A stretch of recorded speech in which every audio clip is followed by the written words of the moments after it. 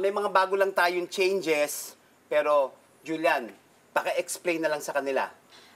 Yung totoo, boss, na banggit na ni Julian sa kanila kanina, yung pagtitipid. Oo, hinahanap ni Julian yung mga area na pwede nating isacrifice para tumaas ang revenue ng ating auto shop.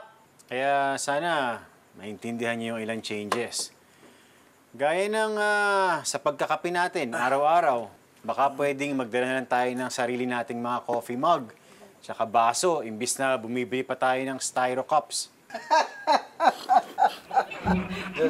What a good idea. Brilliant! Sus!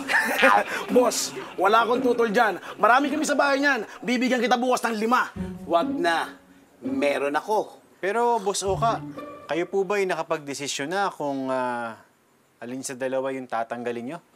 Oo, plano kong tanggalin pareho dahil parehas na natin di kailangan. Ano?